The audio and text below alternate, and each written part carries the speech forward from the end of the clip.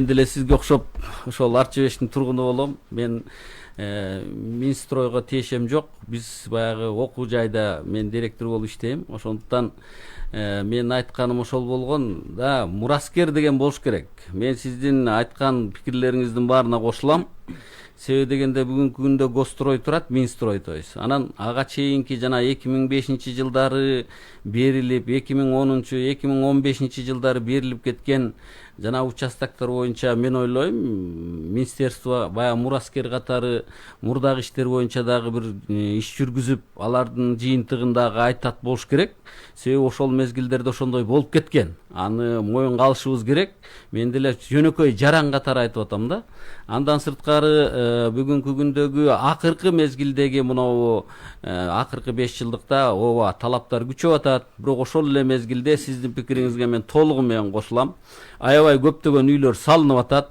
Мисалы, этаж үйлөр, жанагы ГИКтин үйлөрү, государственный ипотечный компаниянын үйлөрү аябай мындай чоң көлөмдө курулуп атат дагы. Ошол эле мезгилде жанагы талаптарга жооп бере турган ошол мектеп, детсад жана башка эмелердин баары бир аз жетишсиздей көрүнүп атат да менин жеке көз карашымда. Бирок бүгүнкү күндө канчалык деңгээлде алар баягы бүгүнкү нормаларга жооп берип атат. Госстройдун жетекчилери отурат, алар дагы айтат болуш керек. Анан жанагы Аламидиндеги жакын салынып аткан үйлөр боюнча ооба туура. Үйлөрдүн аралыгы кармалыш керек. Бир үйдүн мисалы жана термелүүсү экинчи үйдүн термелүүсүнөн алысыраак болуш керек. Ал талаптар да кармалыш керек. Бүгүнкү күндө дагы бир нерсени баса белгилеп айтып кетейин.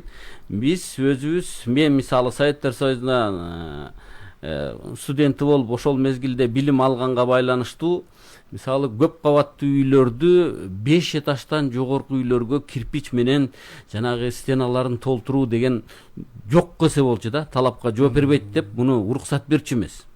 Азыркы күндө да кээ бир мезгилдерде ошол 9 этажга чейин, 10 этажга чейин стеналарын жанагы дубалдарын кирпичтен тургузуп атышат.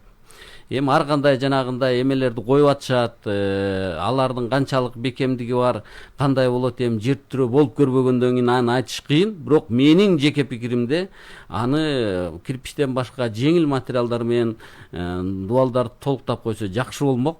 Андан сырткары дагы бир нерсени баса белгилеп айтып кетейин. Мынау акыркы мезгилдердеги жанагы ысык ата жаракасы деп коебуз. Ошол жактарга дагы бизде мурда мисалы азыркы бүгүнкү күндөгү жанагы түштүк магистрал деп коебуз, ошодон жогору жагында көп кабаттуу үйлөрдү салганга уруксат берчү эмес.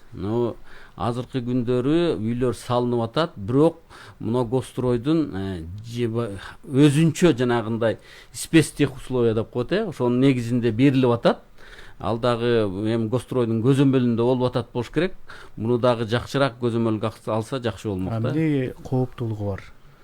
Мисалы мурда деген Советтер Союзунда биз окуп жүргөн мезгилде ошол жаракадан 1,5 километрге чейинки аралыктарда мисалы бийик кабаттуу үйлөрдү салганга уруксат жок дегенде, анан акыркы мезгилдерде мисалы ошол эле институт сейсмологиянын картасы иштелип чыгып, Минстройдун негизинде экөө биргеликте да аларды жанагы 1,5 метрден бир 500 метрге кичине кыскарган эмелеричи аралыктары. Андан кийин ошол эле аралыктарда көрсөтүлүп турат, жакынкы жерлеринде салынбаш керек. Анан ошол канчалык деңгээлде жакындап баратат, мен баягы практика жүзүндө көрбөгөндөн кийин айта албайм, бирок жеке көз карашымда өтө эле жакындап калдык го деген ой пикирим бар да. Эми бул жерде Госстройдун представительдери отурат, балким айтат болуш керек.